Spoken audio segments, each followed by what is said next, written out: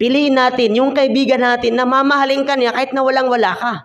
Mamahalin ka niya, hindi dahil sa anumang meron ka o wala ka, kundi mamahalin ka niya para kay Allah subhanahu wa ta'ala. Kahit napakalapit mo na sa masjid, narinig mo na yung adhan, pero hindi pa rin niya kaya pumunta sa masjid, hindi pa rin niya kaya magsala. Meron din mga tao na gano'n kahit nasa tabi ng masjid, hindi pa rin niya kaya magsala.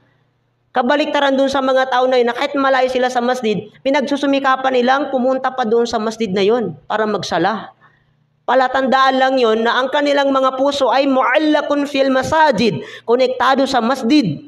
May takot ang kanilang puso kay Allah subhanahu wa ta'ala. Sa maikling oras na ito, ang pag-uusapan natin ay tungkol sa isang hadis ni Propeta Muhammad sallallahu alaihi wasallam na mula kay Abi Hurairah radhiyallahu an. An Nabi sallallahu alaihi wasallam qala, mula sa Propeta sallallahu alaihi wasallam na kanyang sinabi, sab'atun yuzilluhumullahu fi zillihi yawma la zilla illa zillu. May 7 uri ng mga tao o katangian ng mga tao, sabi ng Propeta sallallahu alaihi wasallam, na kung saan sila ay makakasilong sa silong ni Allah subhanahu wa ta'ala, na kung saan wala nang ibang silong, wala nang ibang lilim sa panahon na yun, liban na lang sa silong ni Allah subhanahu wa ta'ala. So ang tinutukoy na silong dito, yan yung dakilang trono ni Allah subhanahu wa ta'ala. Yan yung magiging silungan ng mga taong mananampalataya kay Allah subhanahu wa ta'ala pagdating sa araw ng paghuhukom. Kaya dito sa binanggit ni Propeta Muhammad sallallahu alaihi wasallam ay may 7 uri ng mga tao na sila lamang yung ina-allowed ni Allah subhanahu wa ta'ala na makasilong sila dun sa lilim ng dakilang trono ni Allah subhanahu wa ta'ala. Kung magtatanong ang isang tao, bakit kailangan pa natin ng silong sa kabilang buhay? Anong meron dun sa kabilang buhay? Bakit kailangan natin ng masisilungan? Isa sa dahilan kung bakit nangangailangan tayo ng silong sa kabilang buhay, sapagkat sa panahon na yun mga kapatid, yung araw ay napakababa na sa ulo natin. Napakababa ng araw sa panahon na yun.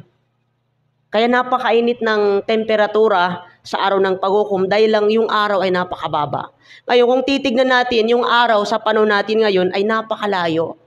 Napakalayo ng araw ngayon Kasi sabi ng siyensya, yung araw, yung distance ng araw sa mundo ay umabot ng 151.94 million kilometer.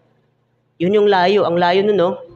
Pero kung ikukumpara mo yung sa kabilang buhay, hindi na umabot ng 151.94 kilometer yung layo ng araw. Kasi sa taas ng ulo lang natin, nandun na yung araw, subhanallah. Kaya isa yan sa dahilan kung bakit kailangan ng isang tao ang kanyang masisilungan sa araw ng paghukom, dahil sa sobrang init ng araw pagdating sa kabilang buhay mga kapatid. Naiulat pa sa hadis ni Propeta Muhammad sallallahu alaihi wasallam, dahil sa sobrang init ng araw sa panahon na yun, may mga tao na papawisan sila.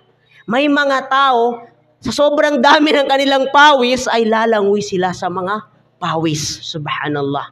Imagine natin mga kapatid, dahil lamang sa init ng araw sa panahon na yon, sa araw ng paghukom. Subalit ang sabi ni Propeta Muhammad sallallahu alaihi wasallam, may 7 uri ng mga tao na sila ay makakasilong sa silong ni Allah subhanahu wa ta'ala, at wala nang ibang silong sa panahon na yon liban na lang dito sa silong ni Allah subhanahu wa ta'ala, ang kanyang dakilang trono. At naway bilang tayo ni Allah subhanahu wa ta'ala dito sa 7 uri ng mga tao na ito na sila ay makakasilong sa silong ni Allah subhanahu wa ta'ala. Unang-una, sabi ni Propeta Muhammad sallallahu alaihi wasallam, na katangian ng tao na makakasilong doon ay imamun adilun. Ang isang imam o ang isang pinuno na siya ay matuwid o makatarungan ang kanyang pamumuno. So, good news ito para sa mga namumuno, para sa mga imam. Hindi lang particular na imam ang sinasabi natin, yung imam natin sa pagsasala. Pero isa na yun. Pero ang pinakapunto ditong imam, ito yung namumuno sa mga tao. So good news to sa kanila kapag ang pinuno ng isang lugar o imam ay naging makatarungan siya sa kanyang pagiging imam o pagiging pinuno niya, ay kabilang siya sa mga tao na makakasilong sa silong ni Allah subhanahu wa ta'ala. Kaya kung pinag-uusapan natin kung ano yung katangian ng isang pinuno o isang imam na kung saan ito yung pinuno talaga sa pananampalatayang Islam, siya ay makatarungan, ang sabi ni Propeta Muhammad sallallahu alaihi wasallam, allazina ya'diluna fi hukmihim wa ahlihim wa mawalu.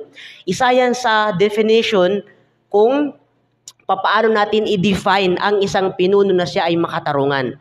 Kapag ang isang pinuno ay makatarungan siya sa kanyang paghahatol sa kanyang nasasakupan. Kapag ang isang pinuno ay makatarungan siya sa kanyang paghahatol mula sa kanyang pamilya at mula sa kanyang kinasasakupan. Isa yun sa pinakamahalaga na dapat na mabatid ng isang taong namumuno, na para ma-define na itong pinuno na ito ay makatarungan sa kanyang pamumuno, makikita natin sa kanya ang katangian na kapag siya ay maghatol ay patas ang kanyang paghatol. Kahit na pamilya niya, kahit sino pa sa kanyang nasasakupan ay mananaig ang batas ng Islam. Ibig sabihin, pantay-pantay siya kung siya ay maghatol sa mga tao. So yun yung isa sa pinakamahalaga na dapat malaman natin sa usapin ng pamumuno sa pananampalatayang Islam.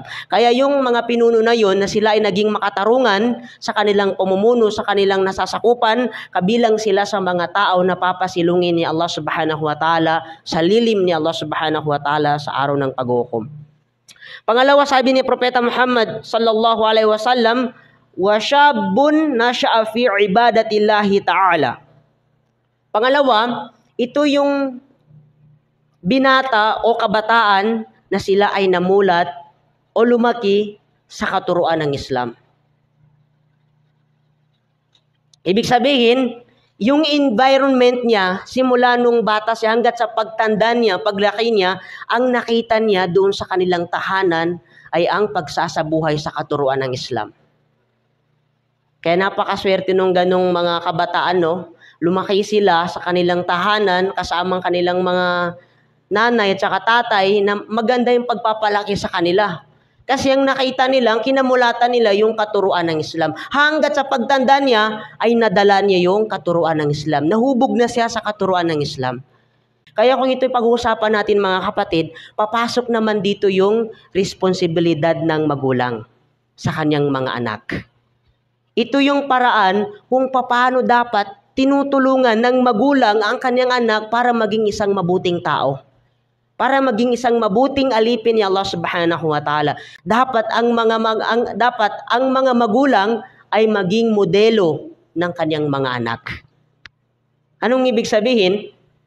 Halimbawa, kung gusto mong utusan yung anak mo magsala, dapat sa'yo mismo makita ng mga anak mo na ikaw na magulang nagsasala ka. Yun yung pinakamagandang pagtatarbiya, paggagabay ng magulang sa kanyang anak na magsisimula sa magulang ang pag-utos ng kabutihan sa kanyang mga anak. Kasi pagka yun ang nakita ng kanyang anak, simula nung bata pa yung bata na yun, pag nakita na sa kanyang magulang na yun na yung ginagawa nila, sinasabuhay nila, yung gawain ng isang Muslim, ay kahit hindi utosan ng magulang yun, gagawin ng anak yun. Tignan mo yung bata. Kapag yung bata, ang nakita niya sa dalawang magulang niya nagsasala, kahit hindi inutusan ng magulang yan, kusang magsasala yan. Oo. Kasi yun ang nakikita na eh.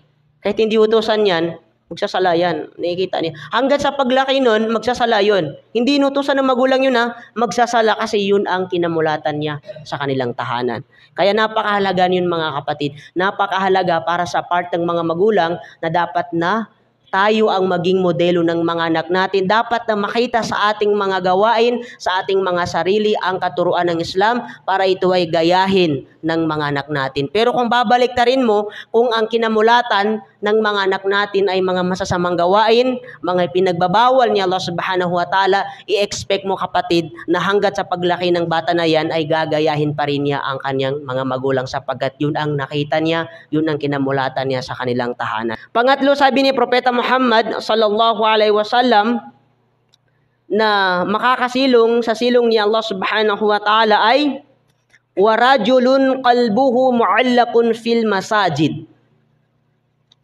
Ang isang lalaki, ang isang tao na ang kanyang puso ay mu'allaqun fil masajid. Ibig sabihin ng mu'allaq, konektado ang kanyang puso sa mga masjid. Ito yung tao na kahit saan siya naroroon, kapag dumating ang oras ng sala, hahanapin pa rin niya ang masjid. Katulad ng isang brother natin dito na galing pa sa ibang lugar at inabutan siya ng sala dito sa jama'a natin, dahil sa siya ay nagsasala ay hinahanap niya ang masjid. Kahit na hindi mo alam yung anong meron sa committee, sa jama'a ng masjid na yon, pero dahil sa mu'allaq, konektado ang puso mo sa masjid, kahit saan ka naroroon, pag dumating ang oras ng sala, ang hahanapin mo ay ang masjid, ang bahay ni Allah subhanahu wa ta'ala. Ibig sabihin, ito talaga yung tao na napamahalan siya sa usapin ng sala. Hindi na hinahayaan na lumilipas ang araw na meron siyang nakaligtaan na sala. Ngayon, kung babaliktarin mo naman ang katayuan nito, marami ding mga tao na ganun, kahit na saan siya napupunta, kahit yung nasa tabi ng masjid na mismo, pero hindi pa rin nagsasala. Nakakalungkot yun, no? Kahit napakalapit mo na sa masjid, narinig mo na yung adhan, pero hindi pa rin niya kaya pumunta sa masjid, hindi pa rin niya kaya magsala. Meron din mga tao na ganun kahit nasa tabi ng masjid, hindi pa rin niya kaya magsala. Kabaliktaran dun sa mga tao na yun, na kahit malayo sila sa masjid, pinagsusumikapan nilang pumunta pa doon sa masjid na yun para magsala. Palatandaan lang yun na ang kanilang mga puso ay mu'allaqun fil masajid, konektado sa masjid. May takot ang kanilang puso kay Allah subhanahu wa ta'ala. Kaya pangatlo sila sa mga tao na papasilungin ni Allah subhanahu wa ta'ala sa araw ng pag-uukom na wala ng ibang silong, liban na lang sa dakilang trono ni Allah subhanahu wa ta'ala. Pang-apat, napapasilungin ni Allah subhanahu wa ta'ala, warajulani tahabba fillahi ijtama'a alayhi wa tafarraqa alayhi. Ito yung pang-apat na uri ng tao o katangian ng tao na makakasilong sa silong ni Allah subhanahu wa ta'ala, ang dalawang tao na sila ay nagmamahalan para kay Allah subhanahu wa ta'ala. Ijtama'a alayhi wa tafarraqa alayhi. Sila'y nagkatagpo o nagkakilala para kay Allah subhanahu wa ta'ala at sila'y muling magkahiwalay para din kay Allah subhanahu wa ta'ala.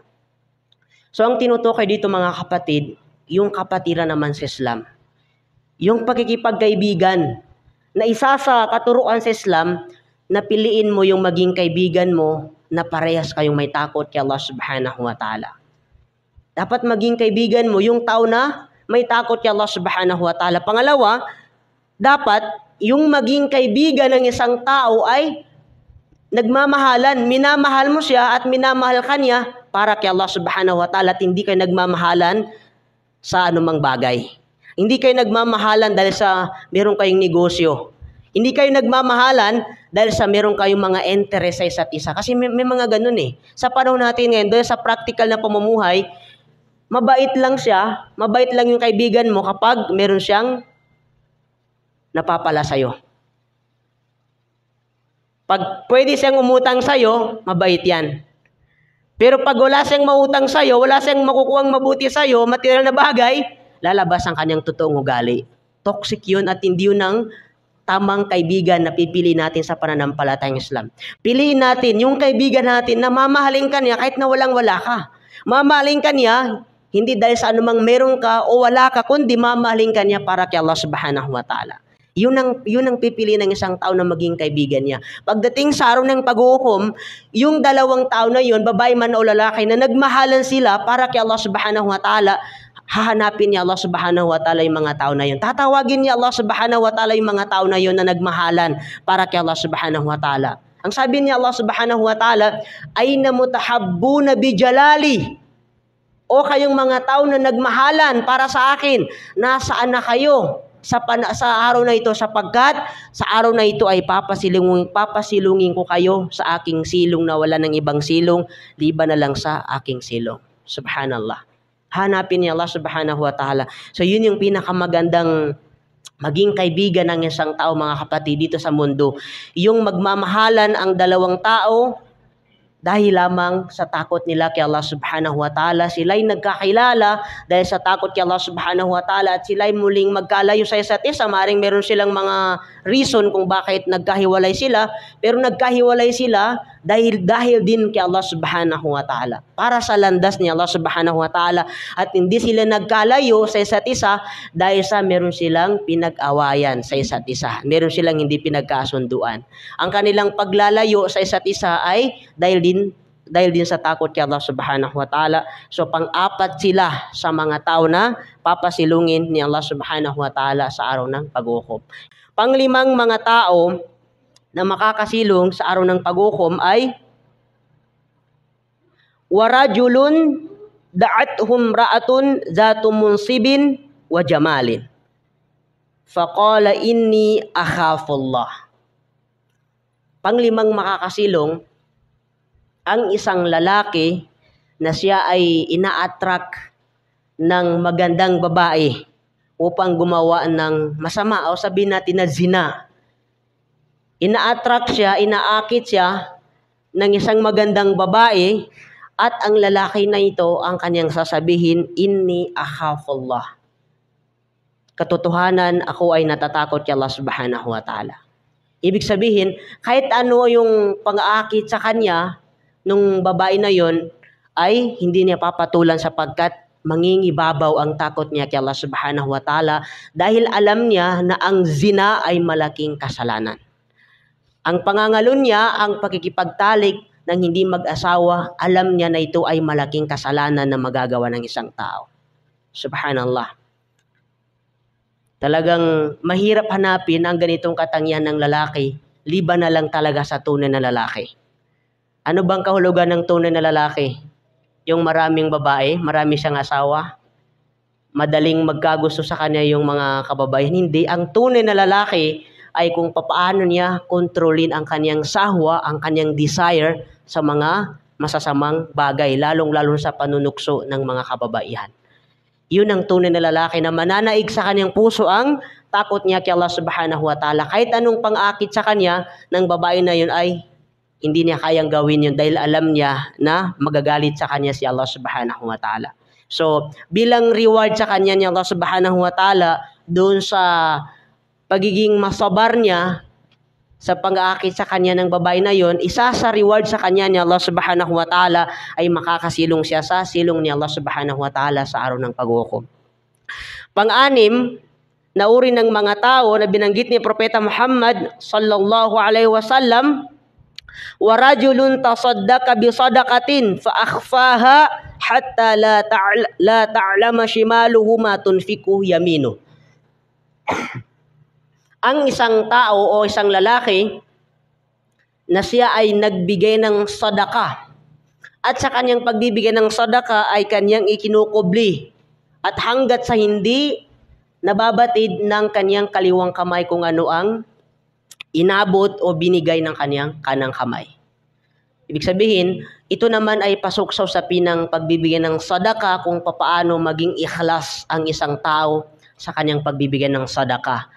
Na pag nagbigay ang isang tao ng sadaka o tumulong in general, dapat na iwasan ng isang tao na ito ay maging pakitang tao.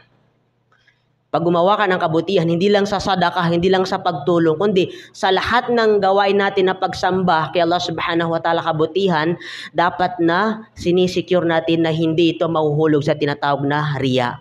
At ang klase ng tao na ito, hanggat sa hindi nalalaman ng kanyang kaliwang kamay kung ano yung binigay ng kanyang kanang kamay. So napaka-idiomatic expression ng mga kapatid, matalinhaga. Nangangahulugan, ito yung tao na ito na pag nagbigay siya ay hindi niya pinagsasabi sa mga tao. Pag tumulong siya, gumawa siya ng kabutihan, hindi niya kinukwento sa ibang tao, hindi niya pinagsasabi, hindi niya sinusumbat sa ibang tao. Kasi may mga tao na gumagawa ng kabutihan, lalong-lalo yung mga tumutulong, sa kabila ng lahat ay ipagkukwento niya sa ibang tao. Ipagsasabi pa niya sa ibang tao. Alam niyo yung ano na yan, sa akin galing yan. Subhanallah. So hindi marapat yun sa isang tao. Dapat na maging sekreto. Isa yan sa gawain ng mga taong may takot kay Allah subhanahu wa ta'ala. Sekreto ang kanilang mabuting gawain. Okay? Pag sila ay gumawa ng kabutihan, pagsamba kay Allah subhanahu wa ta'ala, ito ay kanilang ikinukubli sapagkat kampante sila na wala man nakakita doon sa mabuting gawain niya. Subalit si Allah subhanahu wa ta'ala ay nakikita niya kung ano yung ginagawa natin. At bilang panghuli, na uri ng mga tao na makakasilong sa silong ni Allah subhanahu wa ta'ala ay warajulun zakarallahu khaliyan fafadat aynah. Ang isang tao na siya ay gumagawa ng dhikr kay Allah subhanahu wa ta'ala at habang siya ay gumagawa ng dhikr kay Allah subhanahu wa ta'ala ay pumapatak ang kanyang mga luha. Ibig sabihin, napakasolim nung pagdidikir niya kay Allah subhanahu wa ta'ala. Habang siya ay gumagawa ng dhikr niya kay Allah subhanahu wa ta'ala ay pumapatak ang kanyang luha. Nagiging ikhlas siya. Maaring tunay na siya ay nagbalik loob kay Allah subhanahu wa ta'ala, humingi ng kapatawaran at iba pang dahilan. So ito yung klase ng tao na ito na kapag siya ay nagsala, kapag siya ay nagdua, ay napaka-ikhlas niya, mapapaiyak na lang siya sa kanyang mga dua, sa kanyang salah o sa kanyang pagbabasa ng Quran. Napaka-taimtim ng kanyang dhikr kay Allah subhanahu wa ta'ala. Ito yung 7 uri ng mga tao, mga kapatid, na pagdating sa araw ng paghukom ay papasilungin ni Allah subhanahu wa ta'ala sa kanyang dakilang trono at naway bilang tayo ni Allah subhanahu wa ta'ala dito sa 7 uri ng mga tao na ito na makakasilong sa silong ni Allah subhanahu wa ta'ala sa araw na yon na wala ng ibang silong liban na lang sa lilim o silong ni Allah subhanahu wa ta'ala. Amin. Barakallahu li wa lakum wa li sa'iril muslimina min kulli dhanbin fastaghfiru innahu huwal ghafurur rahim.